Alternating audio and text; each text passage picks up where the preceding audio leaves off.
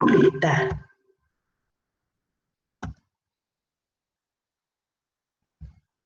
Ahora sí. Espérenme porque me acordé y abrí el grabador de lista. Bueno, no se abrió. Bueno, voy a comenzar directamente con la clase. Bueno, les decía yo que es tan importante para la genética de poblaciones contar con este índice de diferenciación que casi todos los trabajos que utilizan marcadores moleculares, ya sea de conservación, de filogeografía, destinados a, por ejemplo, en medicina, el estudio de la respuesta de distintas poblaciones por sus diferencias genéticas, las respuestas, por ejemplo, ante una epidemia o las respuestas ante determinadas enfermedades o las respuestas a los fármacos.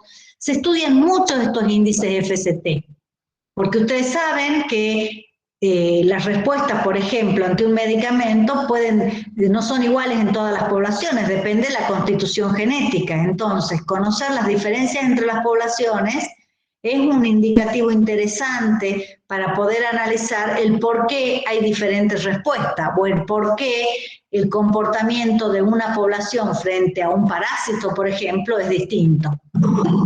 ¿Sí? Y fíjense que nosotros hemos estado hablando todo el tiempo de la importancia del tamaño efectivo poblacional, acá no figura como NE, pero a eso se refiere, y hemos hablado también de que la deriva y el flujo génico son fuerzas que se contraponen. ¿Se acuerdan? El flujo homogeniza, la deriva aumenta la diferenciación. Entonces fíjense que acá tenemos la relación. El índice FST marca la diferenciación. Y contrario a esa diferenciación, actúan los tamaños de poblacionales grandes y las tasas de flujo génico grandes. Entonces, por eso es inversamente proporcional. A mayor flujo génico, mayor FST. Perdón, menor FST, menor diferenciación. A mayor tamaño efectivo, menor diferenciación. Y esto que ustedes ven acá, N por M, ¿lo ven? Es más, para algunos autores lo centran en N por M y otros en 4N por M, se conoce como el índice o el coeficiente de aislamiento reproductivo. ¿Sí? Porque la relación de aislamiento está dada por el tamaño poblacional asociado al flujo génico. En una población pequeña, un pequeño flujo génico tiene mucho efecto. ¿Sí? En una población grande, el flujo génico, si es pequeño, no tiene gran impacto, pero la deriva no va a estar actuando porque la población es grande. Entonces, la combinación de ambos fenómenos, la deriva representada por el tamaño efectivo y el flujo representada por ME, nos pueden estar dando una idea del grado de diferenciación. Y miren lo que tenemos acá. Fíjense. Esta curva nos dice cómo cae la diferenciación genética a medida que el coeficiente de aislamiento reproductivo incrementa. El N por ME. Si esto es alto, la diferenciación es baja. Miren que hay un punto crítico donde cambia la pendiente, ¿lo ven? Este sería más o menos el punto crítico, yo lo hubiera puesto un poquito más abajo, si el punto donde esta curva cambia la tendencia. Acá viene caída rápida y acá se ralentiza, ¿sí? Y entonces, en estos puntos, uno puede mirar los valores y ver los grados de divergencia. Por encima de esos valores se habla de una gran divergencia. En ese punto de quiebre hablamos que hay mucha divergencia y en el resto que nos queda, en la parte esta de abajo de la curva, en esta primera etapa de todavía caída importante, hay moderada divergencia y poca divergencia en estos valores altos de N por M. ¿Sí? Entonces fíjense que esto puede ser visto desde dos puntos de vista. Este análisis se ha hecho con modelos matemáticos. Pero si yo voy a una población y no tengo información demográfica, puedo calcular el FCT y basta, y puedo calcular este producto N por M con la información que obtuve de marcadores genéticos del FCT. Si en una población yo no tengo información genética y tengo información demográfica, ¿sí? Puedo entonces estimar indirectamente la diferenciación genética. ¿Se entiende? Esto que está a la izquierda procede de datos genéticos y esto que está a la derecha procede de información demográfica. ¿Sí? El tamaño efectivo poblacional, la tasa de flujo génico, todos esos son datos demográficos. De hecho, hay un área en la genética de poblaciones que se llama demografía genética. Yo lo miro como un área de la genética de poblaciones, los demógrafos dirían que es un área de la demografía que intenta explicar fenómenos genéticos. ¿Sí? ¿Me siguen hasta acá? Sí, profe. ¿Sí? Entonces, fíjense qué importante que es poder acceder a este valor de diferenciación o bien tener esta información. Porque entonces, si nosotros podemos estudiar en una población, podemos, por ejemplo, a través de censos, ver cuáles son los individuos reproductores y calcular el tamaño efectivo con algunas de las fórmulas que les di, que se acuerdan ustedes, ninguna tenía datos genéticos. ¿Se acuerdan? Cuando vimos, por ejemplo, cómo calcular el NE cuando había distinta proporción de machos y hembras, cómo calcular el NE cuando había fluctuaciones en el tamaño, ¿se acuerdan? Son todos datos demográficos. Entonces, si yo tengo esos datos demográficos, por ejemplo, con el marcado de los individuos podría mirar la tasa de flujo génico, yo podría hacer una estimación del grado de diferenciación genética. Y esta curva, fíjense que es una curva de equilibrio. ¿Qué quiere decir acá? Que a pesar de que hay flujo génico, esta población conserva una diferenciación respecto a otra de este grado. ¿Qué quiere decir esto? Que si yo tengo un par de poblaciones, puede haber flujo y al mismo tiempo deriva, y entonces alcanzo un estado de equilibrio en donde se mantiene la diferenciación. Entonces, por un lado el flujo tiende a homogeneizar, por otro la deriva tiende a diferenciar, y lleva a un punto de equilibrio donde la diferencia puede ser este valor, o este, o cualquiera de los valores que esté en la curva. Y eso se relaciona con los parámetros que definen la deriva, como es n, con el parámetro que define el flujo génico, que es me. ¿Les queda claro?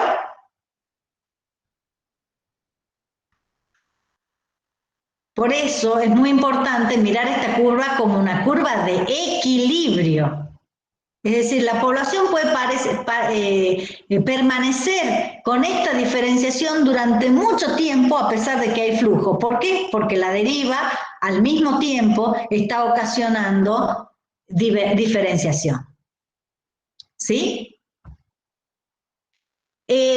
Vamos a ver que estos productos, 4N por M, ¿sí? Después lo vamos a ver reflejado también en otros productos parecidos, en ecuaciones parecidas, nos están indicando, según el modelo neutralista, que lo vamos a ver ahora, cómo puedo yo predecir los efectos de la deriva. Por ejemplo, si el producto 4, NE por ME, es mucho menor que 1, entonces la diferenciación causada por la deriva va a ser superior a la homogeneización causada por este flujo de genes. Entonces, en ese contexto, con estos valores, la deriva es la fuerza predominante. No es la única, es la fuerza que predomina sobre el flujo. ¿Sí? Si vemos que es mayor que 1, entonces el flujo es más fuerte que la deriva. Y entonces, ¿qué esperarían de FCT en este caso? Entre dos poblaciones que tienen ese fenómeno. ¿Alto o bajo?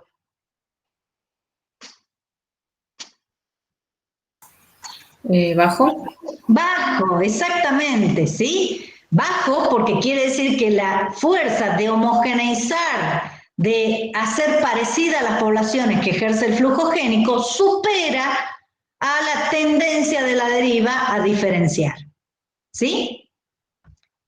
Y antes de pasar a lo siguiente, voy a abrir la pizarrita para extender un poco más esta idea y nos vamos metiendo en un tema del programa que es la teoría neutralista y que la vamos a abordar enseguidita después del modelo de Wright. ¿Sí?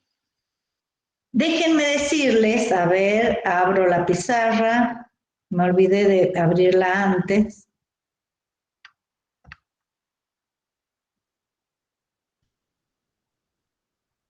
Siempre demoro un poco. A mí me gusta escribir también en el Power, pero no logro guardar los archivos. Ya les comenté esto los otros días, que hay veces que lo he grabado de la misma forma, he buscado archivos donde puedo escribir, me fijo cómo está grabado y grabo los otros de esa forma y no me aparecen los botones para poder escribir. Alguna vez sí he podido escribir sobre PowerPoint con ustedes, ¿no?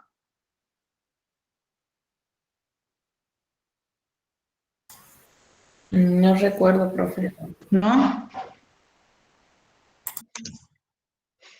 Bueno, yo les decía que hay todo un modelo de, mejor dicho, un gran desarrollo de modelos que trabajan con la deriva génica y que buscan comparar las consecuencias del efecto aleatorio, que es la deriva, versus factores direccionales, que ya vimos cuáles son.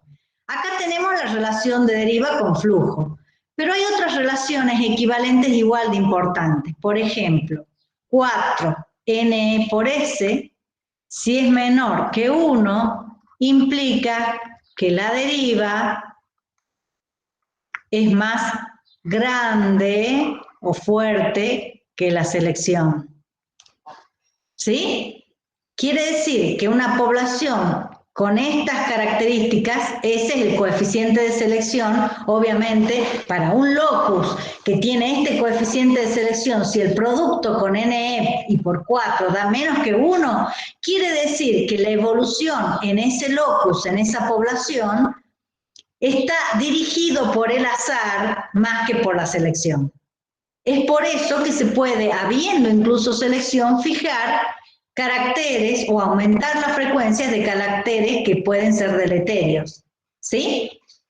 Si 4NE por S es mayor que 1, entonces la selección será la fuerza predominante sobre la deriva. ¿Sí? Y así como hemos visto esto para selección, para flujo, ya lo hemos visto acá, podemos ver para otro factor evolutivo. Por ejemplo, ¿qué otro factor evolutivo puede interesarnos? Direccional, que se contraponga con la deriva. Que se contraponga en el sentido de que es direccional y la deriva es aleatorio. ¿Qué me dirían ustedes? ¿Qué pondrían acá? La mutación recurrente. Entonces, si yo tengo este producto, hoy puse mayor, y habíamos empezado siempre con el menor, es menor que 1, entonces la deriva va a ser más importante que la mutación recurrente, es decir, el cambio que genere la mutación recurrente, ¿sí?, va a ser menos importante que el que genera la deriva. Por supuesto que esto casi siempre es así, porque las tasas de mutación son siempre muy bajitas, ¿sí? Así que es muy difícil lo contrario, ¿sí? Así que acá yo les voy a poner unos puntos suspensivos porque vamos a ver que es importante el trabajo conjunto de mutación y deriva, ¿sí? Y podríamos agregar el meiotic drive, pero nadie se tomó el trabajo de hacer el análisis, pero perfectamente podríamos incluir acá, en vez de mutación, la tasa de distorsión de la segregación. ¿Sí? ¿Qué iría acá entonces? Esto no está en ningún libro, pero lo podríamos deducir. Si el parámetro para la mutación recurrente es mu, el parámetro para la distorsión de la segregación es k. ¿No es así? Y entonces podríamos hacer una equivalencia de que si esto es menor que 1, también aquí es más importante la deriva que el meiótico. ¿Sí? ¿Me siguen hasta ahí? Y esto que les acabo de decir es todo un desarrollo de lo que se va a conocer como la teoría neutralista de la evolución molecular. Y en un ratito la vamos a ver. Pero antes de avanzar en la teoría neutralista de la evolución molecular, vamos a trabajar con otra propuesta que hizo, muy interesante, que hizo Wright. ¿Pueden ver bien acá? ¿O está muy pequeño para ustedes? Está bien, Está profe. pequeñito, profe. Bien, vamos a ver, sobre todo ahí que hay texto, a ver si puedo. Ahí está mejor. Sí, profe, mejor. Bueno, hay muchas cosas que no están escritas acá. Yo voy a tratar de transmitírselos porque no hay texto en castellano y los libros no lo tratan adecuadamente, así que les voy a subir un texto pequeño sobre estos supuestos del modelo de Wright. Y lo otro lo voy a dejar para que lo deduzcan como lo vamos a deducir acá en clase, ¿sí? Fíjense que Sewall Wright es uno de los artífices que propuso modelos matemáticos para la deriva. Sewall Wright decía que todo el análisis de la selección natural era muy acorde con poblaciones grandes. Y cuando yo les introduje la idea de deriva, les conté que una de las observaciones que había hecho Wright, que trabajaba con ratones en laboratorio, era justamente proponer que las poblaciones no se comportaban como una gran población panmíctica, sino que en realidad se comportaban como un conjunto de demes pequeños, entre los cuales había flujo de genes, pero como eran pequeños también podía estar actuando la deriva. Esta idea de demes interconectados por el flujo es lo que hablamos en la clase pasada, se conoce como la idea de metapoblación. ¿Sí? Entonces, Wright ahí hace un quiebre con los modelos tradicionales y dice, primero, no tenemos que analizar el efecto de un gen sobre la población. En realidad, el comportamiento de los individuos en una población es la resultante de la acción de muchos genes, ¿sí? Al mismo tiempo. Además dice, muchas de las características que tienen que ver con la viabilidad y la reproducción de los organismos son caracteres cuantitativos. Por lo tanto, hay muchos genes menores que intervienen o que afectan el carácter. Y por lo tanto, las poblaciones tienen mucha variabilidad que determina esa variabilidad fenotípica. ¿Me siguen hasta ahí? Él dice que el proceso de diferenciación en las poblaciones depende de la distribución al azar de gran cantidad de loci. Y algo que creo que no está aquí, ¿sí?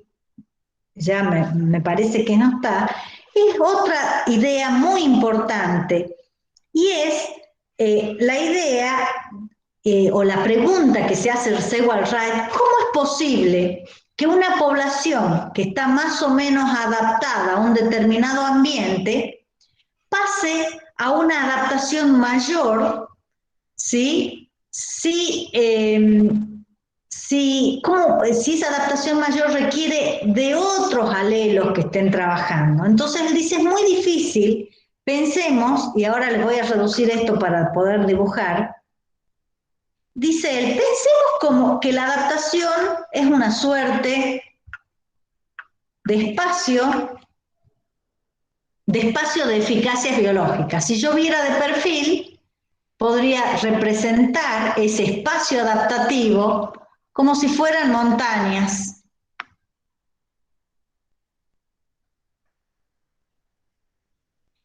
Entonces, imagínense que este es el espacio adaptativo de una población, donde todos los genes contribuyen a la eficacia biológica. Entonces, yo acá representaría la eficacia biológica media de la población, que ya saben cómo calcularla.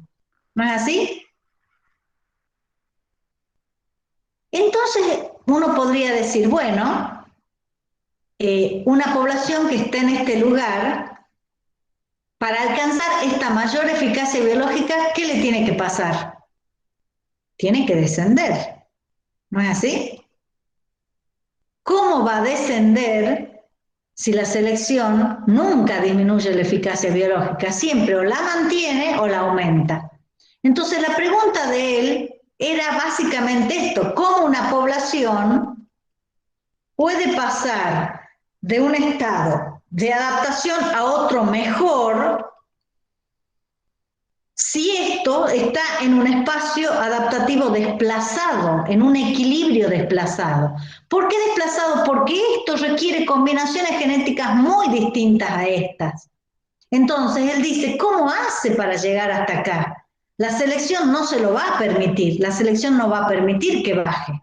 ¿Se entiende? Entonces esa es la gran pregunta de Wright. ¿Cómo puede una población pasar de un pico adaptativo, a esto le vamos a llamar pico, a otro pico que refleja una mayor eficacia biológica o una mayor adaptación? ¿Sí? Entonces él dice, bueno, primero, hay que pensar que la población no es infinitamente grande, o que si es grande está dividida.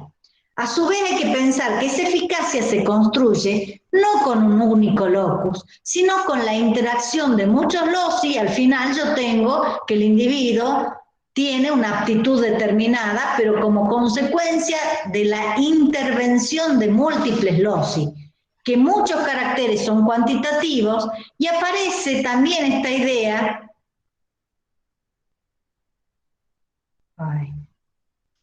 Aparece también la idea de que hay epistasis. ¿Se acuerdan qué es la epistasis?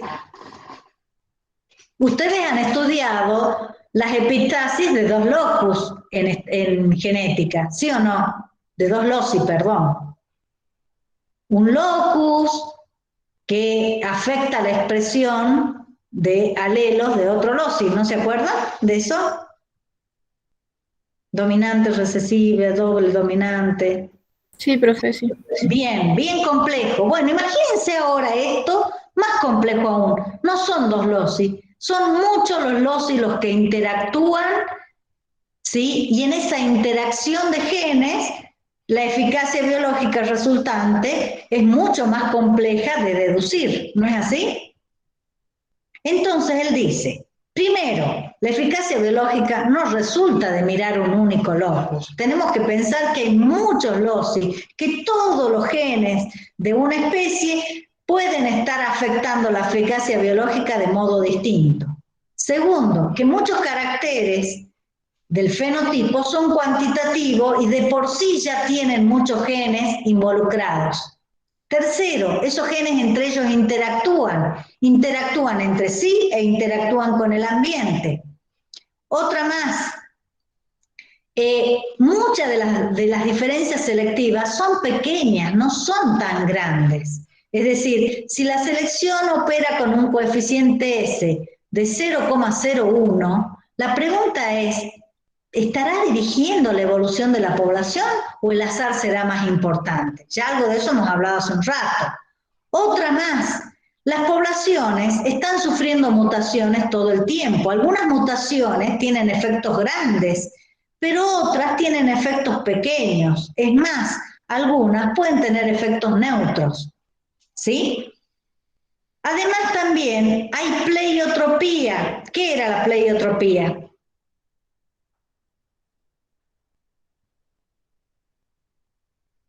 ¿Se acuerdan? Hemos metido ya la epistasis, ahora metamos la pleiotropía. ¿No se acuerdan de genética qué es la pleiotropía? Que no escuche Mariana porque se muere. La profe de genética le da un ataque. Pleiotropía es el efecto por el cual un gen produce efectos fenotípicos sobre distintas características. ¿Sí? ¿Se acuerdan ahora? Entonces, por ejemplo, si hay un gen que está afectando el color del pelaje en los gatos y produce albinismo, es muy probable que además también haya sordera, ¿sí o no?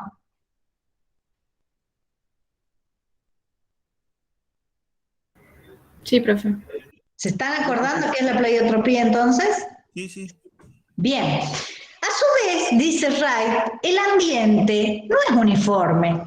El ambiente es una serie de parches, algunos continuos, otros no, pero donde uno puede representar distintas eficacias biológicas, distintas condiciones adaptativas, que es lo que está reflejado acá, que si yo lo miro de arriba, lo podría representar como una serie de círculos concéntricos,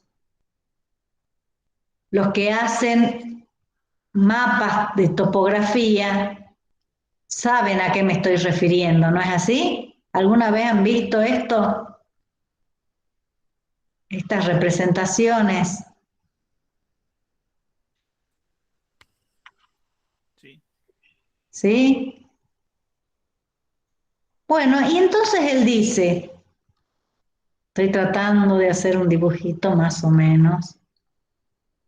Bueno, él dice, el espacio ambiental es un paisaje. En ese paisaje hay zonas adaptativas. Zonas adaptativas hace referencia a que un conjunto de genes de una población, ¿sí?, tiene distintas eficacias biológicas. Entonces, estas curvas representan valores de eficacia media de la población. Una población con eficacia alta está cerca del pico y las poblaciones con baja eficacia biológica están en estos que llamamos valles. Acá el W es bajo y acá el W es alto. ¿Se entiende? Entonces él dice, el ambiente no es uniforme, hay un paisaje adaptativo, ¿sí? Y en ese paisaje adaptativo, en ese espacio, hay diferentes zonas adaptativas. La mejor adaptación habrá un conjunto de combinaciones genéticas que incrementan la eficacia biológica acá, pero que en este sector podrían disminuirla. ¿Se entiende? Entonces él dice, además, las poblaciones, y ya lo hemos dicho, no son una única población, sino que las especies están formadas por muchas poblaciones en una dinámica que hemos descrito como la dinámica de metapoblaciones, donde los demes se interconectan con flujo, donde los demes pueden extinguirse, y los demes pueden formar demes hijos. Un deme con un conjunto de individuos que salen de él, funda otro DM. Y después ese otro DM capaz que se extingue. ¿Se entiende? Entonces, esta dinámica es muy compleja. Y él dice, en la mayoría de las especies hay muchas poblaciones locales con apareamiento aleatorio que están lo suficientemente aisladas para permitir su diferenciación. Entonces, por ejemplo, esta puede ser una población y esta otra de la misma especie. Acá hay diferenciaciones porque además sus espacios ambientales son distintos, ¿sí? Y entonces, no hay un suficiente aislamiento para hablar de que son especies distintas. Y a su vez, los genes, como hay algo de flujo, los genes adaptativos en un lugar pueden llegar hasta otro y pueden hacer reducir la eficacia biológica, o si un gen adaptativo general se ha perdido en una población por deriva, puede ser reincorporado por el flujo desde otros lugares, ¿sí? Entonces, fíjense que es una dinámica muy compleja la que él está mostrando. Y entonces dice que esto puede llevar a muchas diferencias en las frecuencias génicas entre los demes, sin que necesariamente haya diferencias fenotípicas muy notables. ¿Sí? Entonces, a partir de esta idea, del conjunto de estos supuestos, Wright describe ese paisaje adaptativo como picos y valles, en este espacio como que se conoce como un espacio que está dibujado en 2 dimensiones, pero que representa un espacio adaptativo multidimensional. ¿Por qué multidimensiones? Porque hay muchos loci, porque hay factores demográficos que intervienen, porque hay factores ambientales que intervienen. Ese espacio podríamos hacerlo equivalente al concepto de nicho de ecología. ¿Sí? Ustedes no han hecho ecología, entonces yo tengo que permitirme que discutamos qué es el nicho. Aunque no han hecho ecología, es algo que se estudia incluso en el secundario, ¿no es así? ¿Qué es el nicho ecológico?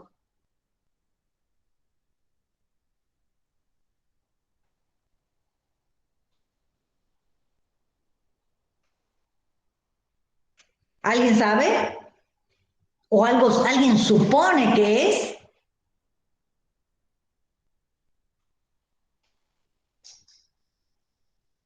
A ver, ¿quiénes se animan a buscar en este momento una definición de nicho ecológico? Googleen a ver qué encuentran. ¿Sí? Les doy 5 minutos para que se fijen qué es el nicho ecológico.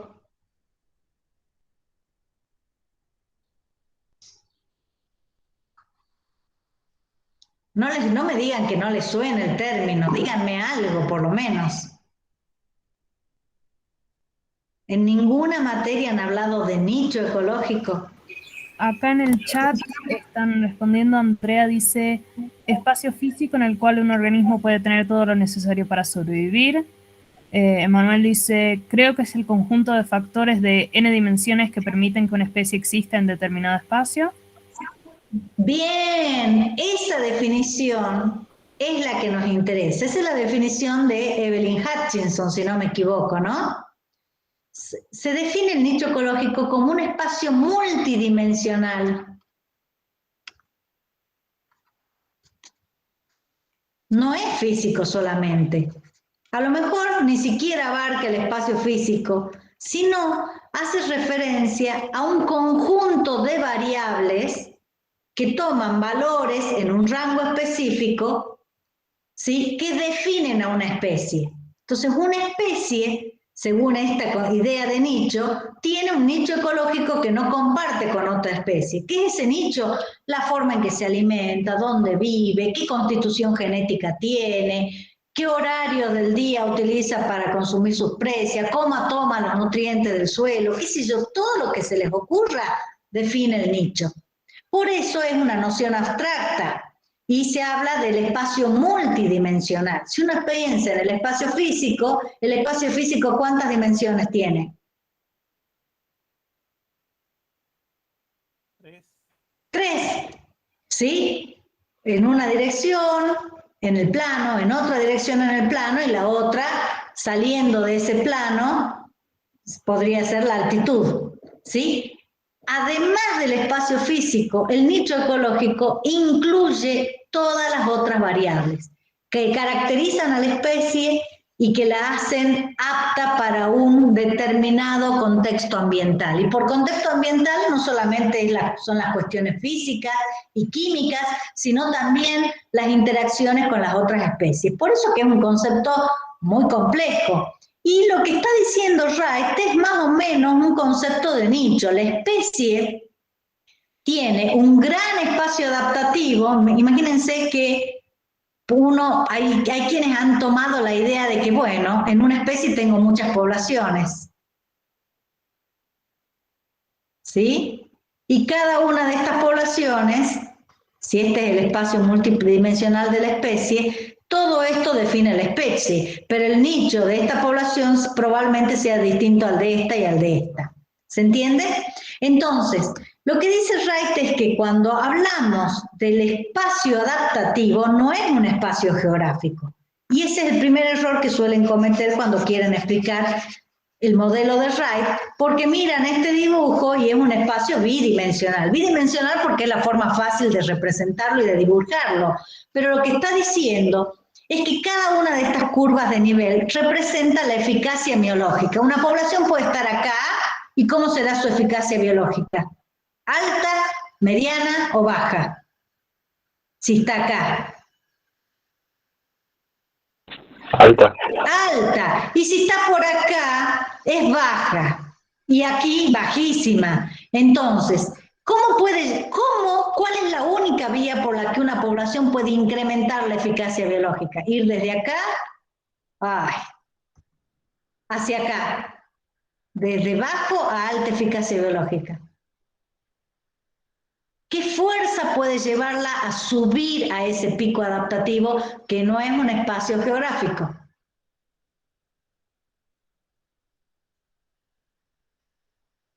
¿Cuál es la única fuerza que aumenta la eficacia biológica? La selección. La selección, solo la selección puede llevar a los picos, ¿sí? Fíjense que si una población está acá, ¿tiene lastre o no tiene lastre?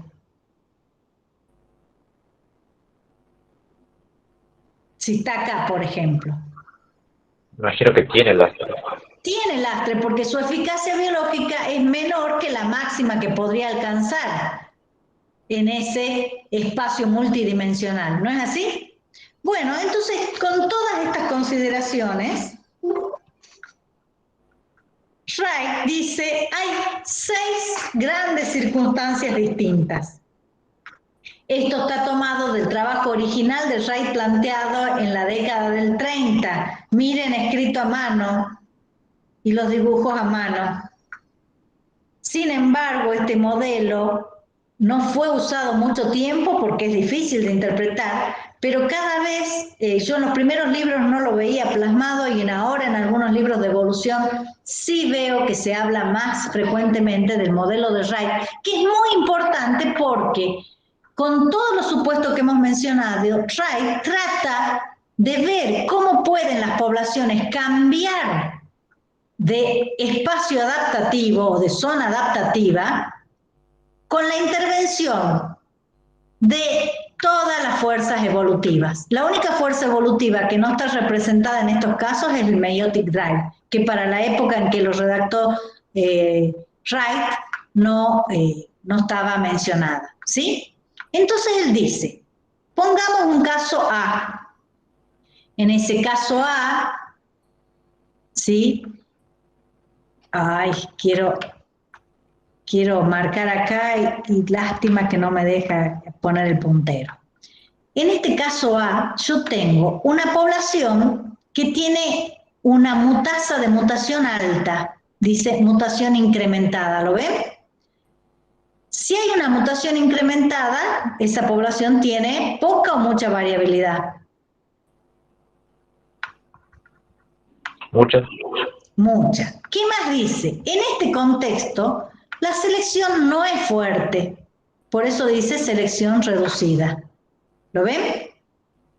Y dice además que el producto N por mu y N por S que vimos hace un ratito, ¿se acuerdan? Son muy grandes. O sea que la selección va a ser fuerte.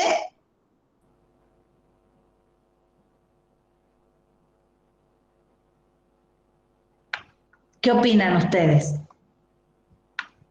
La selección, si S es grande, va a ser importante. Lo que está claro acá es que la deriva no va a ser importante. En este primer caso, la población tiene mucha variabilidad, la selección no es muy intensa y a su vez no hay deriva. ¿Qué quiere decir esto? Que esta población, el estado inicial, es el estado de línea de puntos. Fíjense que acá creo que dice el estado inicial, ¿sí? Y el estado siguiente. En el estado inicial,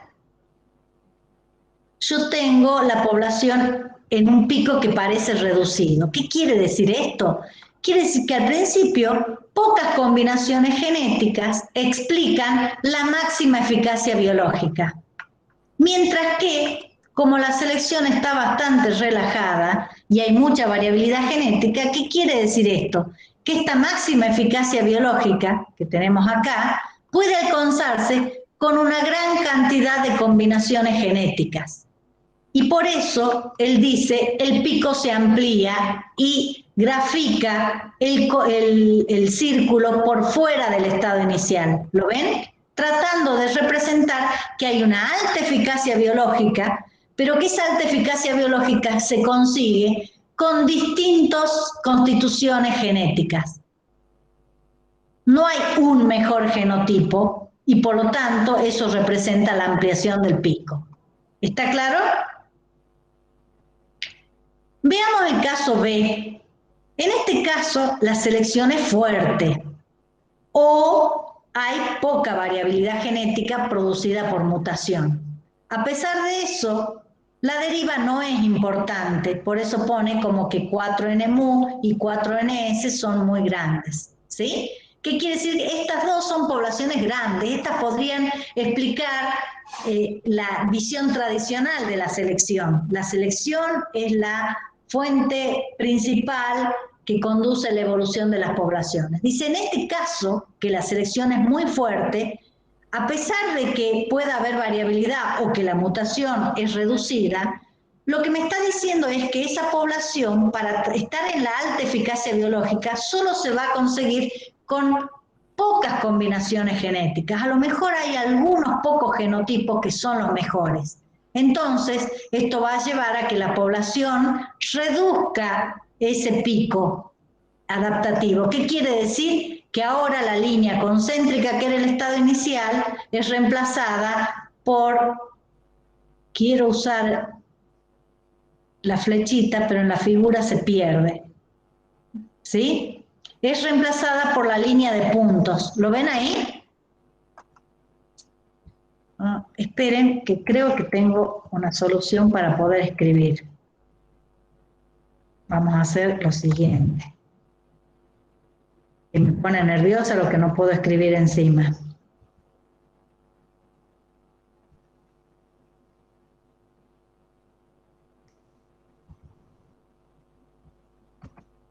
A ver.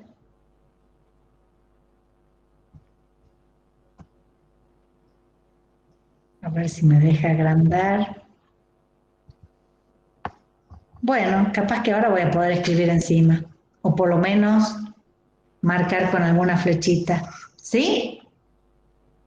Entonces fíjense que en este segundo caso, fíjense, acá se amplió el pico adaptativo y dijimos que se alcanza alta eficacia biológica con gran variabilidad genética, con muchas combinaciones genéticas, ¿sí? Y en cambio en este lugar con la selección fuerte, ven aquí, pero sin actuar la deriva, lo que dice es que en esas condiciones, en ese espacio multidimensional, hay pocas combinaciones genéticas que implican la máxima eficacia biológica. Y esto es lo que representa aquí que el pico sea reducido. ¿Sí?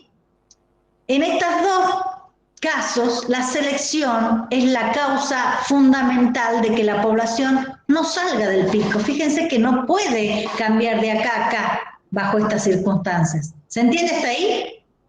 En el tercer caso, él dice hay un cambio del ambiente. El ambiente cambia cualitativamente.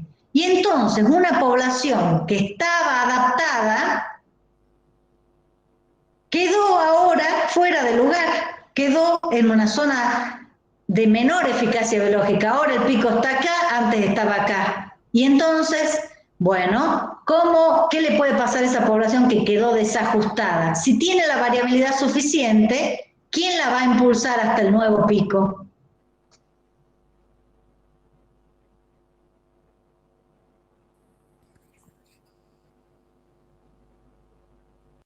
¿Cómo es la única forma que una población puede incrementar? La selección. Fíjense que este caso requiere de que la población no haya caído en un valle. Un valle puede representar la extinción. Es tan baja la eficacia biológica que esa población lo más probable es que se extinga. Acá, si yo viera de perfil este caso, la población está en el espacio adaptativo, está por acá. Entonces, puede subir si hay selección. ¿Se entiende? Entonces, en este tercer caso, fíjense, hay un cambio del ambiente, la población queda desajustada, pero si tiene variabilidad genética, la selección la va a impulsar. Fíjense que dice que esa población sigue siendo grande. No hay deriva. La población quedó desajustada no por la deriva, sino porque el ambiente cambió. ¿Vamos bien hasta ahí?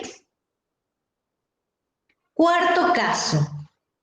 Fíjense qué dice acá, estrecho inbreeding, o sea, alta endogamia. Si hay alta endogamia, ¿cuál es la fuerza más importante?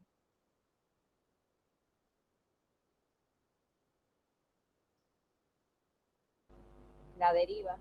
El azar, la deriva, y por eso dice 4N-mu con 4NS muy pequeños. De esto estuvimos hablando hace un rato, ¿se acuerdan? Entonces dice, si esto pasa, es probable que la deriva haga caer a la población a una zona de baja eficacia biológica. Y está dibujado de esta forma porque quiere representar lo errático de este rumbo. ¿Sí? Entonces, si pasa esto, le pueden pasar varias cosas a la población. Lo más probable que le puede pasar es que se extinga. Ya hemos hablado de la espiral de extinción, ¿se acuerdan?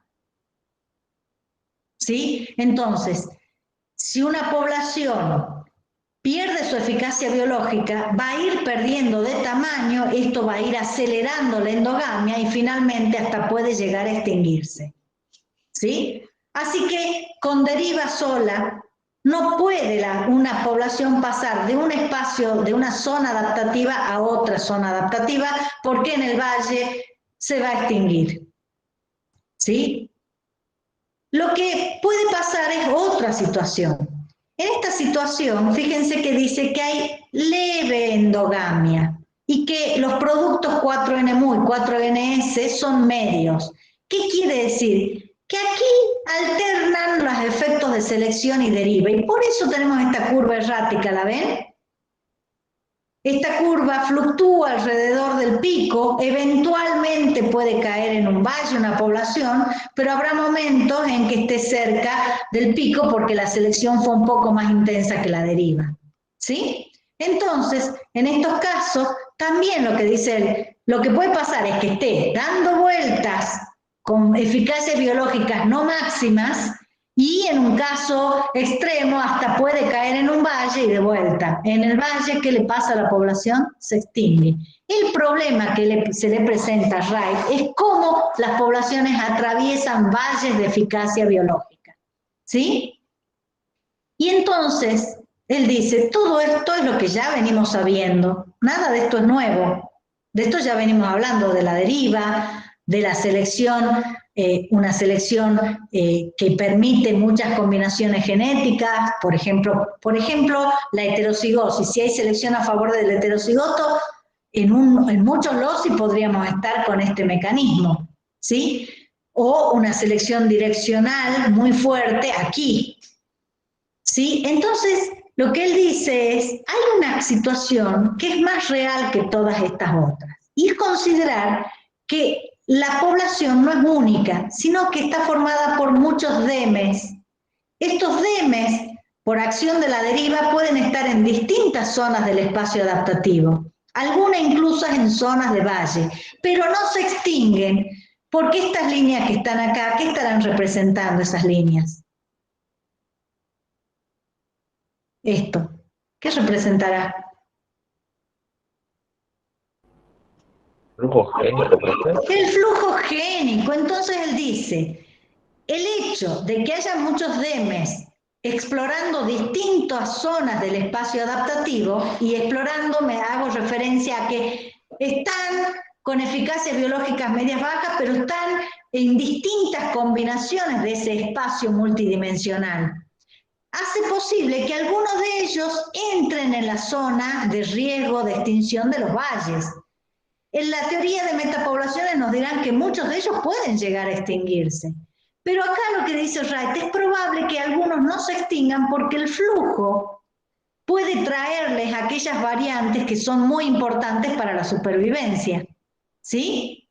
Y entonces él dice, además de la deriva, voy a escribir acá, este es el sexto caso, de la deriva, porque las poblaciones son pequeñas, subdivididas, del flujo que evita la extinción porque puede reincorporar aquellos alelos selectivos que se hayan perdido por deriva, hay un fenómeno en una primera etapa que se llama selección interdémica. ¿Qué es la selección interdémica? Es esto que hay una suerte de competencia entre los demes. Y algunos demes pueden ser muy eficaces en dejar demes hijos en esta zona de baja eficacia biológica. Y otros demes a lo mejor son exitosos en vivir en el espacio en donde están, pero no son exitosos en el momento de dejar demes hijos. Y esto no es nada más que ver la selección a nivel de grupo, ¿no es así? En este grupo que hemos llamado deme, hablamos de selección interdémica. Este deme es más eficaz que este otro. Y esa eficacia permite a que esta zona de valle esté permanentemente siendo explorada por demes, exploradas en el sentido de que pueden haber demes que estén en ese lugar, algunos se extinguen, pero a lo mejor alguno de esos demes puede entrar en el área de influencia de otro pico. Si yo lo veo desde perfil, hay demes que caen acá, muchos se extinguen, a lo mejor hay alguno que entra por azar en esta zona. Ya no está en el área de influencia de estas condiciones adaptativas, sino que lo que tiene más cerca es este nuevo espacio adaptativo, ¿no es así? Entonces, si yo tenía este espacio y acá este otro, acá hay pico y acá hay valle, y un DM entre tantos de los que permanentemente caen acá y algunos se extinguen, alguno puede caer en esta zona. Y si cae acá, es probable que ese DM, por ejemplo, podría ser un efecto fundador. ¿No es así? Si está fundando en un espacio totalmente distinto, es probable que este DM pueda aumentar su tamaño y una vez que tenga tamaño grande, va a incorporar variabilidad por mutación. ¿Y qué puede pasar? Que la selección, ya ahora selección individual, él habla de selección masal. La selección masal ya les explico qué es. La selección masal la conduzca a un nuevo pico adaptativo. Y este pico adaptativo es mejor que este otro. ¿Sí? Entonces él dice, esta es la única forma donde se pueden explorar nuevos espacios adaptativos. Una población adaptada con selección no puede salir de ese lugar, está atrapada por ese atractor. La teoría de la complejidad hoy habla mucho de los atractores, es un tema complejo, pero si a alguno les interesa, es muy interesante hablar de la complejidad y de esta idea de centros de atracción. Es una cosa compleja, pero es bien interesante. Entonces él dice, la selección masal, que es la selección individual, puede entonces ahora llevar a las poblaciones al nuevo pico adaptativo. Entonces, si este espacio multidimensional es distinto a este, yo puedo estar en una nueva especie. Puedo estar en el camino a formar una nueva especie. ¿Se entiende? ¿Qué es la selección masal? Para que no les quede la duda. Bueno, es un término que usan los mejoradores, selección masal. Es la selección por el fenotipo. Por ejemplo, si yo tengo una plantación de trigo y quiero trigos de espiga larga, bueno, me quedo con todas las plantas que tienen espiga, que producen espiga larga y dejo que dejen descendientes. No necesariamente todas van a tener igual combinación genética, porque ya vimos que esos caracteres cuantitativos pueden ser generados por una combinación de múltiples genes distintos. A eso le llama selección masal, ¿sí? Una selección basada en el fenotipo básicamente cuantitativo, ¿sí? Y así tenemos cómo Wright puede pensar en la evolución de las poblaciones, llegando incluso a la idea de formar nuevas especies, solamente considerando la posibilidad de que todos los factores actúen y no cada uno de ellos independientemente. La selección sola no puede, ¿sí? La deriva sola no puede. La deriva y la selección sola no alcanza porque es probable que a la larga se extinga o que quede en este pico. Mientras que si actúa deriva, flujo y distintas formas de selección, entonces es posible que pasemos a un nuevo espacio adaptativo.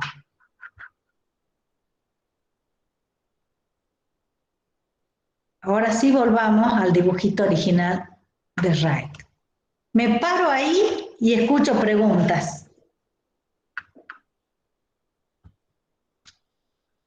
María Luz, esto el año pasado no lo vimos. María Luz y a todos los que hicieron el año pasado, que teníamos un tiempo acotado, no vimos el modelo de Wright, ¿sí?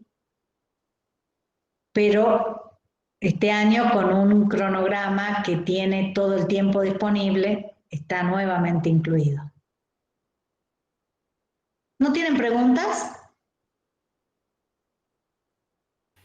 Lo van a encontrar en los libros a este sexto caso, como el modelo, algunos hablan de teoría, de equilibrios desplazados.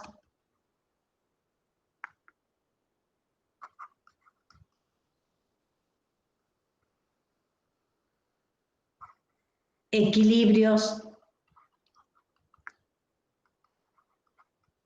algunos hablan de equilibrios intermitentes. Ay. Y en inglés lo van a encontrar como el modelo de shifting balance.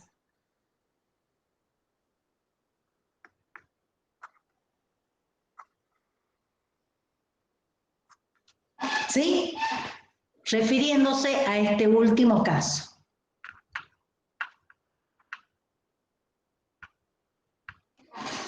Bueno, preguntas, chicos.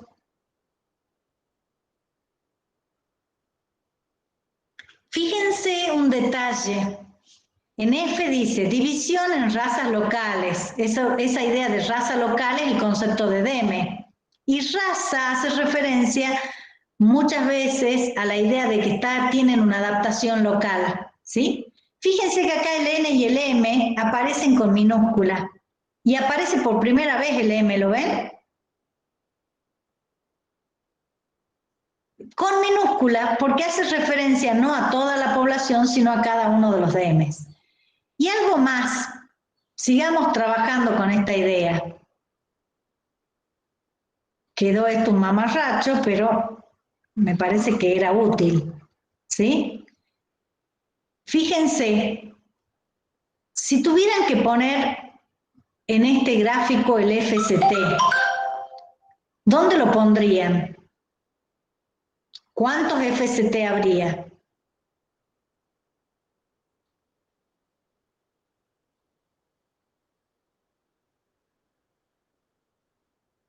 También de Wright, el FST, ¿no?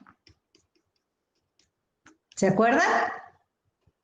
Obviamente los FST se calculan para cada locus, pero yo podría tener un valor promedio para toda la población, para todos los loci.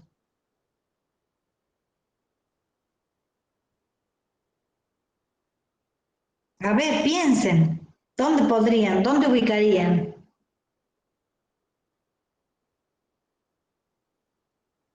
¿Dónde hay diferenciación? Fíjense que todos estos casos hablan de una única población. Esa población se comporta como una unidad evolutiva, se mueve hacia arriba, se mueve hacia los valles. En este caso tengo varias poblaciones, o sea que es en el único caso donde yo puedo poner un FST, ¿no es así? Y podría poner FST entre medio de 2 DMs. En el medio de 2 DM podría tener un FST. Acá otro FST. Acuérdense que los FST miden diferenciación entre pares de poblaciones. Obviamente que si yo mido esta población y esta otra, ¿cómo va a ser el FST? ¿Grande o pequeño?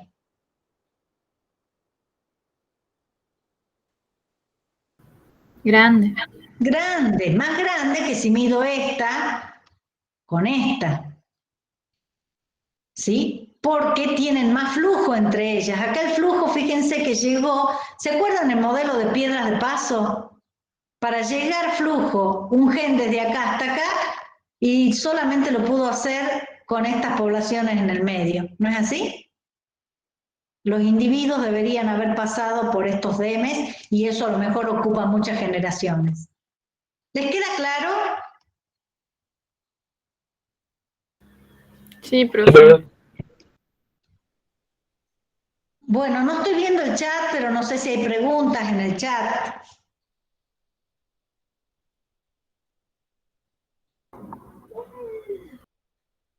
No, no hay, profe.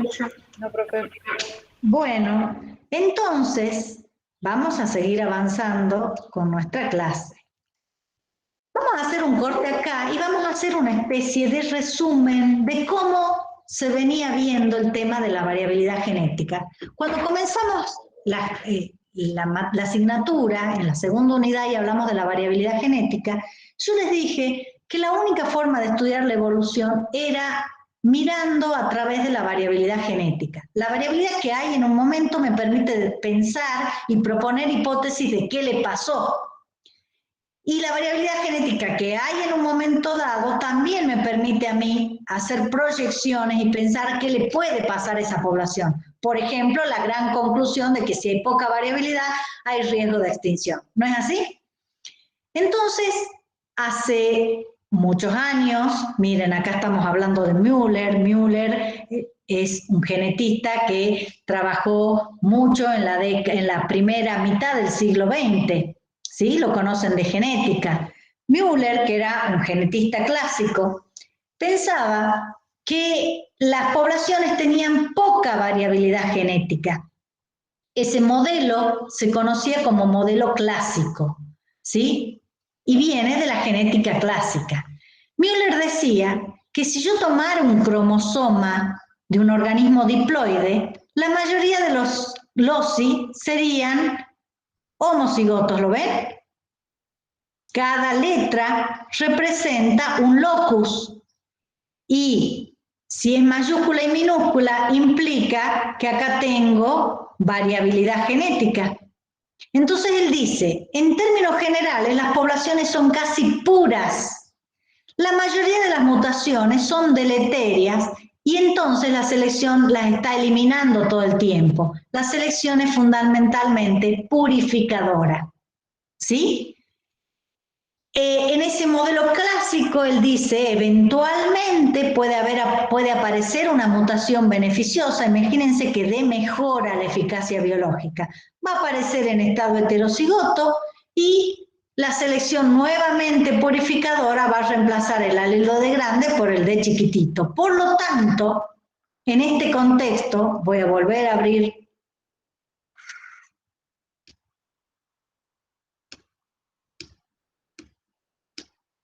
la pantallita, vamos a ver que según la hipótesis clásica, entonces, hay los clásicos, poca variabilidad genética, dijimos que los individuos eran en su mayoría homocigotos, que puede aparecer mutaciones, si son deleterias, ¿qué va a pasar con esas mutaciones? La selección purificadora las va a eliminar. Y si son beneficiosas, ¿qué va a pasar? la selección purificadora las va a fijar, va a reemplazar un alelo por otro y en ese caso vamos a tener un periodo de tiempo con polimorfismo. Pero ese polimorfismo es transitorio. ¿Se entiende? Esa visión es contrapuesta a otros representantes. En general, estos representantes, más que de la genética, vienen de la genética de poblaciones. Y acá lo tenemos como principal representante a Theodosus Dobzhansky. ¿Sí? Pucha. A ver.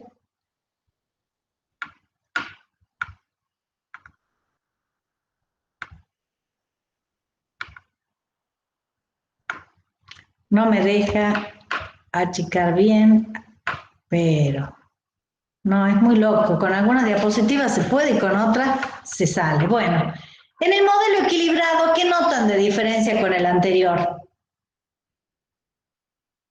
Los quiero escuchar. Miren esa representación conceptual de un cromosoma. Este es el cromosoma de un individuo. Que hay heterocigoto.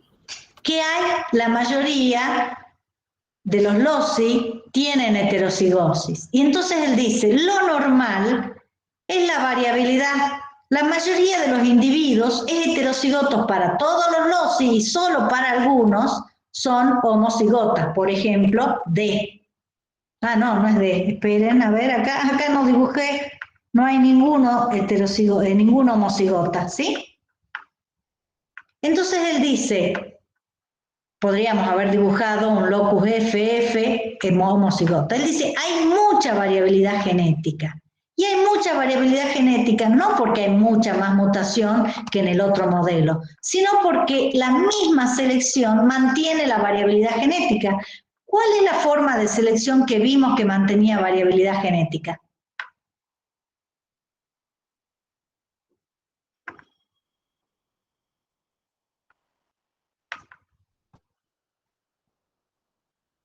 ¿Eh?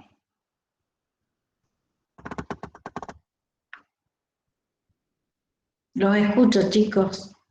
¿Alguno? ¿Equilibradora?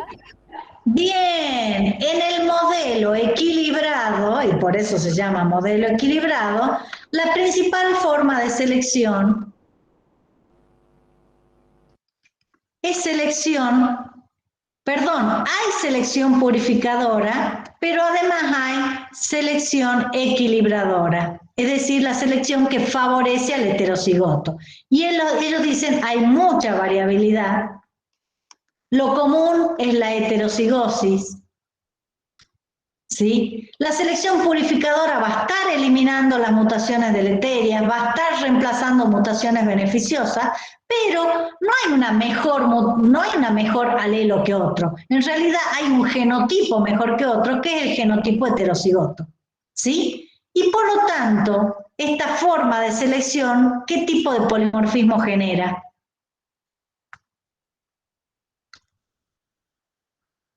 Lo hemos visto, llevábamos a un P del equilibrio con la selección equilibradora, ¿se acuerdan?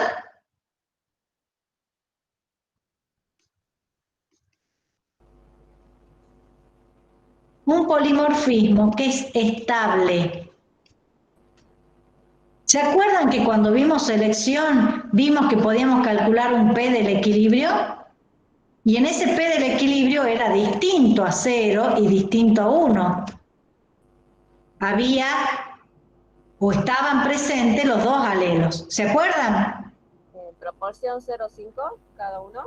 No necesariamente 0,5, va a depender de los coeficientes de selección. Acuérdense que P del equilibrio lo calculábamos como esta relación, el coeficiente S de un homocigoto sobre la suma de los coeficientes de selección de los dos homocigotos. ¿Se acuerdan? En el práctico hicieron ejercicios de esto. Sí, profe. ¿Sí? Bueno, entonces fíjense que tenemos dos visiones distintas. ¿Cuál es el problema? Que para esa época no había mucha forma de estudiar la variabilidad. La variabilidad que se estudiaba en esos momentos era la visible. Entonces, ¿cómo hacía yo para saber cómo era la mayoría de los genes, y yo solamente podía mirar lo que tenía variabilidad o lo que no tenía variabilidad, y eso sesgaba mucho la conclusión. Así que hubo toda una corriente que empezó a trabajar en la búsqueda de cómo medir la variabilidad, cómo explorar la variabilidad.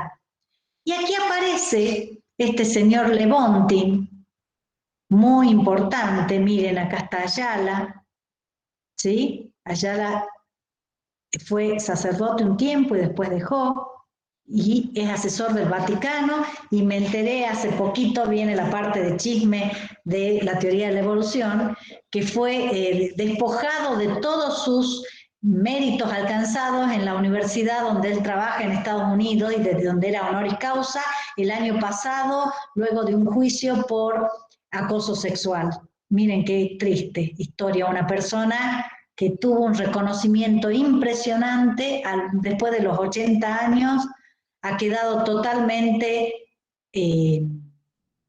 fuera del reconocimiento científico. Por supuesto, lo que hizo científicamente sigue siendo válido, pero totalmente despojado de todos los méritos por acusaciones repetidas de violencia de género. No sé si acoso sexual, además de violencia de género. Y esto el año pasado. Y acá está, este que está acá, es Meir. Si no, perdón, es Dobzhansky. ¿Dónde está Meir? Seguramente debería estar por acá. Bueno, una serie de personajes muy relevantes para la teoría sintética de la evolución. Sí, entonces, Lewontin, que está por algo marcado acá, y Dobzhansky, son los que proponen la hipótesis del equilibrio. Y ellos dicen que hay que ir a mirar la variabilidad en las poblaciones. Bueno, acá tienen algunas de las cosas que ya les dije yo. Para el modelo clásico hay más diferencias entre poblaciones que dentro de poblaciones, ¿sí? Para los equilibrados hay mucha variación dentro y poca variación entre, ¿sí? Y acá está lo que decíamos de los polimorfismos. Para el modelo clásico, la especiación solo va a ser posible si aparecen mutaciones que diferencian a una población de otra, mientras que para los equilibrados hay mucha oportunidad de especiación porque hay mucha variabilidad y muchos polimorfismos que pueden ser ventajosos en heterocigosis, pero con distintas heterocigosis para las distintas poblaciones. Así que fíjense que Lewontin, entre otros, se ponen a trabajar arduamente en ver cómo poder estudiar la variabilidad. Estamos hablando de que todavía ni siquiera se había descubierto la estructura química del ADN. Así que para fines de 1950 recién se sabía de que el ADN era el material hereditario y que estaba constituido por el ADN, básicamente era el material hereditario y se conocía cómo era la estructura química de ese material hereditario. Para esa época se empezaban a secuenciar las primeras proteínas y entonces una forma de estudiar la variabilidad era ver la diferencia en la secuencia de las proteínas. Pero esto era muy costoso, muy difícil de hacer y obviamente difícil de estudiar a nivel de poblaciones, que necesitábamos hacer secuencias para muchos individuos de la misma población.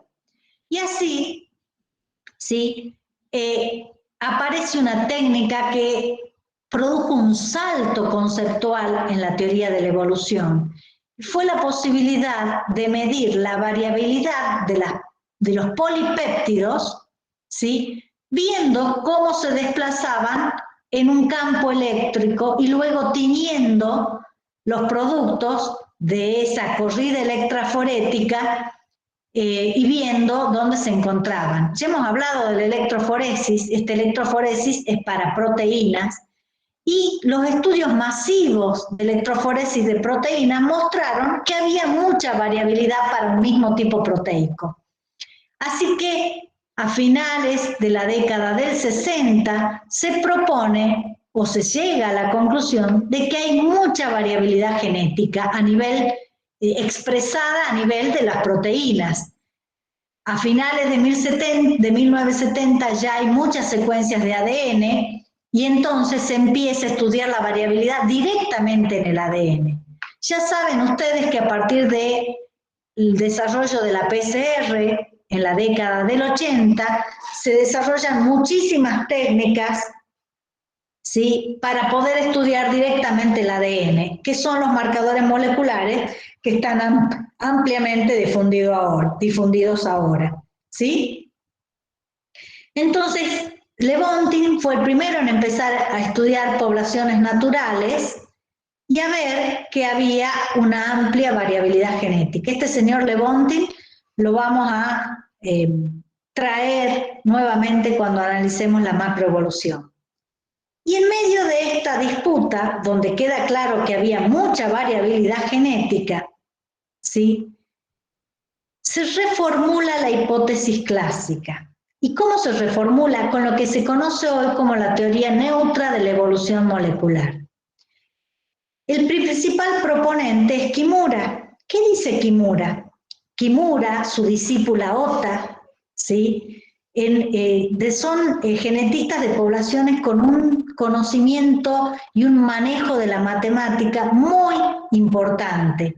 Y eso, al igual que en el caso de Wright, hace posible que desarrollen todos estos modelitos que para nosotros todos son tan simples, pero que vienen de trabajar ecuaciones muy complejas. Este 4NS, 4NMU, sale de hacer trabajos muy complejos de fórmulas, ¿sí? ¿Qué es lo que dice Kimura? Dice, hay mucha variación genética a nivel molecular, que es esta que está siendo estudiada con las isoenzimas, con el ADN, pero resulta que esa variación molecular está representando una variabilidad que no es sensible a la selección. ¿Qué quiere decir esto? Que es neutra. Hay distintos alelos, pero ninguno es mejor que otro. Si esto es así, la causa de que cambie su frecuencia génica o que un alelo reemplace a otro no es la selección direccional. Una de las causas va a ser la deriva génica. Y es importante que la deriva no puede actuar sola, necesita que se genere variación. Entonces él dice, permanentemente la mutación genera nuevas variantes y la deriva génica define la suerte de esa mutación, si se fija o se pierde. Entonces él dice, el polimorfismo observado en las poblaciones es un polimorfismo transitorio, igual que los clásicos, porque es el polimorfismo presente mientras la deriva está jugando con esas variaciones hasta que finalmente alguna por azar se fija. ¿Me siguen aquí? Lo que dice Kimura es que en realidad la mayoría de las mutaciones son selectivas, son deleterias, producen desajuste. A esas mutaciones las elimina la selección. Luego vienen, la siguiente gran cantidad de mutaciones son neutras, ¿sí? Ni mejoran ni empeoran. Y ahí la deriva decide la suerte. Finalmente hay alguna que se fija, pero luego aparecen nuevas mutaciones y hay un reemplazo permanente de alelos en las especies. Y él dice, mucho más raramente algunas mutaciones serán benéficas. Y si son beneficiosas, la selección purificadora puede generar el reemplazo. Ellos plantean que la propuesta de que la variabilidad se debe a selección equilibradora tiene un error serio. Y hablan del lastre. ¿Se acuerdan que vimos que los polimorfismos equilibrados causaban lastre en la población? ¿Qué era el lastre?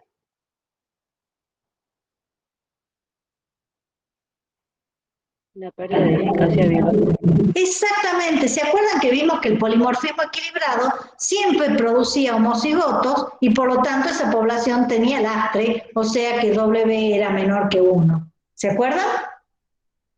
Entonces dice, la deriva sobre mutantes neutros no genera lastre y sostiene variabilidad en forma transitoria hasta que se fije. ¿Cuánto va a demorar en fijarse? Va a depender del tamaño de la población, ya lo vimos a eso. ¿Se acuerdan? Y entonces, este trabajo de Kimura ha pasado a tener mucha importancia. El libro fue escrito, el paper original fue escrito en 1968 y en el 2018 muchos autores hicieron revisión del estado de la teoría neutralista de la evolución molecular. Y fíjense que se habla de evolución molecular. Él dice, esto que estoy diciendo se cumple para las moléculas. Esto no quiere decir que a nivel de fenotipos morfológicos la selección no sea la principal causa de la adaptación. ¿Sí? Entonces, la hipótesis fundamental del neutralismo es que el cambio evolutivo a nivel molecular se debe a la fijación de mutantes selectivamente neutros. Ota después modificó ese principio y lo llevó a casi neutros, ¿sí? Es decir, si eran un poquito selectivos en contra o a favor, también la deriva era la responsable del cambio, más que a la selección positiva darwiniana. ¿Sí? Entonces, cuando yo veo que una molécula cambia en la historia o en un linaje filogenético, ese cambio, un seleccionista diría, acá hay adaptación, esta molécula se comporta mejor que la anterior. ¿Y qué dirían Kimura, Ota, King y algunos otros? Dirían, este cambio no necesariamente implica adaptación, implica solamente la suerte de algunas mutaciones de haber sido llevadas a la fijación por la deriva. ¿Sí? Entonces, estamos construyendo una parte de la teoría de la evolución que algunos llaman la nueva síntesis. Y les digo esto porque hay muchos que han dicho, la teoría de la evolución está derribada por la teoría neutralista. No está derribada, va complementando. Fíjense que la proponen solo para la evolución molecular. Ayer, tratando de repasar esto que yo ya había estudiado y ver si había cosas nuevas, estuve escuchando una conferencia sumamente atractiva de alguien que propone cómo la teoría neutralista puede extenderse al fenotipo morfológico. Y explica esto con el tema del cerebro. Todavía eso está en pañales, así que no va a ser introducido en la clase de evolución, pero piensen que hay quienes ya están trabajando con la teoría neutralista y su expansión al nivel fenotípico morfológico. ¿Sí? Bueno, entonces, ¿qué quiere decir que un alelo sea neutro? O cuasi neutro. Quiere decir que el S es cero o casi cero. ¿Sí? Entonces, esas mutaciones tienen un efecto sobre el fitness que son muy semejantes entre sí y por eso la deriva puede ser más importante que la selección. Y acá vuelve a aparecer eso de lo que ya les hablé, que es el producto 4NE por S. Si es bajo, menor que 1, implica que la deriva es más importante que la selección y aún pueden fijarse alelos que son selectivamente negativos. Entonces, va a depender de la relación S por N. Si la población es muy chiquita, el S incluso puede ser más grande. ¿Sí? En un N de 100, ¿sí? Si S es 0,01, ¿sí? Si es menor que 100 va a predominar la deriva y si es mayor que 100 el N efectivo va a predominar la selección. Ya vimos, ¿se acuerdan cuando hicimos las simulaciones mutación-deriva? Que casualmente había algunos casos que se fijaba un alelo que era desventajoso. ¿Recuerdan? Cuando analizamos Populus. Entonces, lo que podemos concluir con la teoría neutralista de la evolución molecular es que en las poblaciones hay mucha más variabilidad de lo que se creía. Que además, podemos utilizar el cambio en las secuencias de proteínas o de nucleótidos en una línea filogenética, la podemos utilizar como un reloj molecular. ¿Por qué? Porque mientras más tiempo ha pasado desde la divergencia de dos especies, les voy a dibujar acá, tengo acá la especie ancestral, que se divide en dos. Imagínense que yo tomo una proteína para comparar. Bueno, acá la proteína tiene un cambio en este aminoácido, acá en este otro, ¿sí? Si hubiese dos cambios aminoácidicos, entonces quiere decir que pasó más tiempo en la separación de estos dos que si hubo un solo cambio. Esto está representando el tiempo en generaciones. Entonces, la deriva va a ir acumulando mutaciones que ocurren en distintos sectores del polipéptido. Por ejemplo, si acá tengo los aminoácidos, o de los nucleótidos, si esto es ADN. Acá tendré aminoácidos y a lo mejor en algún punto este aminoácido sustituye al anterior. Y lo mismo podemos hacer con los nucleótidos. Acá tenemos una secuencia nucleotídica, no sé, A, T, T, T en el estado ancestral, y luego en una especie derivada hay una mutación que se fijó acá y que en vez de T tengo C, y el resto sigue igual. Entonces, mientras más cambios o sustituciones vea yo, quiere decir que hay más tiempo de divergencia entre los dos linajes, ¿sí? Ya vamos a hablar un poquito más del reloj molecular. Entonces, hay una relación también inversa. Si una proteína tiene muchas limitaciones y cualquier cambio va a ser negativo, entonces su velocidad de evolución va a ser lenta. Y esto lo tenemos representado en predicciones que hicieron los neutralistas. Por ejemplo, dicen ellos, aquellas proteínas que son de mucha importancia, por ejemplo, aquellas proteínas que son enzimas o que intervienen en la cadena respiratoria, van a tener muchas menores posibilidades de que cualquier cambio sea neutro. Es más probable que cualquier cambio sea desventajoso, si ya está adaptada ese producto. Y entonces, déjenme que busque, porque me adelanté, que busque el ejemplo. Miren, acá está. Fíjense, acá tenemos mutaciones sinónimas y mutaciones no sinónimas. No sinónimas quiere decir que la mutación en el ADN produce un cambio en el aminoácido. Y las sinónimas son generalmente las que tienen que ver con la redundancia de código genético. ¿Se acuerdan de eso? Bueno, hay más acumulación de cambios en sectores que implican cambios sinónimos que la velocidad de cambios en regiones no sinónimas. ¿Sí?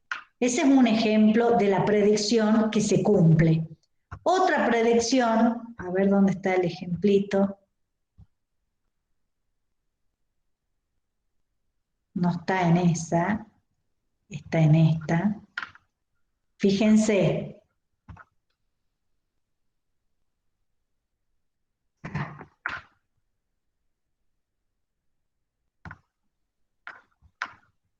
Acá tenemos 3 proteínas distintas. Los fibrinopéptidos, que no son de mucha importancia, las globinas, como la hemoglobina, y el citocromo C. Miren ustedes que, y las histonas, acuérdense que las histonas son las proteínas que compactan el ADN y que forman parte de la cromatina, ¿no es así? Las pendientes de estas curvas están marcando la velocidad de evolución. ¿Quiénes evolucionan más rápido?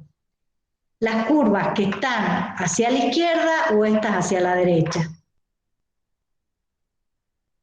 Hacia la izquierda. Hacia la izquierda estoy viendo proteínas que evolucionan rápido. Fíjense que acá tenemos millones de años, ¿lo ven? Radiación adaptativa de los mamíferos, hace unos 65 millones de años, ¿sí? Y acá nos estamos yendo atrás en el tiempo. Este es el tiempo actual, estamos mirando hacia atrás. Estamos viendo la divergencia, por ejemplo, de esta misma proteína, acá las diferencias en el momento de la radiación de los mamíferos, pero acá las diferencias, ¿ven? En la separación entre plantas y animales. esta proteína histona acumuló pocos cambios. Esta proteína fibrinopéptido acumuló muchos cambios. ¿Por qué? Porque es menos importante. Entonces, otra predicción que realizan los neutralistas es encontrar esto que efectivamente se ve. El citocromo C ha acumulado pocos cambios entre plantas y animales. ¿Sí? Miren, se calcula que entre plantas y animales hay 0,7 número de sustituciones por sitio. Sitio es el lugar del ADN o de la proteína. En este caso estamos viendo una proteína. ¿Sí? Entonces, esas predicciones están claramente expresadas. ¿Sí? Vemos que proteínas que son de una gran importancia funcional evolucionan más lento que proteínas con poca importancia. Otro ejemplo lo podemos ver en que una misma proteína, ¿sí?, tiene una velocidad constante de evolución, de reemplazo, de sustitución de aminoácidos. Y con eso yo puedo trazar filogenias. Esa constancia en la velocidad de la proteína está implicando, según los neutralistas, que no puede haber sido la selección la que produjo la evolución de la molécula, porque yo por selección no espero que los ritmos sean constantes de cambio. Sabemos que ha habido cambios, acá están los periodos geológicos, que hay momentos de cambios ambientales abruptos y otros momentos donde el ambiente ha permanecido estable. Entonces, ¿por qué la proteína debería evolucionar, ¿sí?, de una forma constante? Dice, porque esa evolución implica sustituciones de alelos neutros, no selectivos. No es que la variante que tiene el hombre es mejor que la que tiene el tiburón, simplemente los cambios están reflejando fenómenos neutrales fijados por deriva.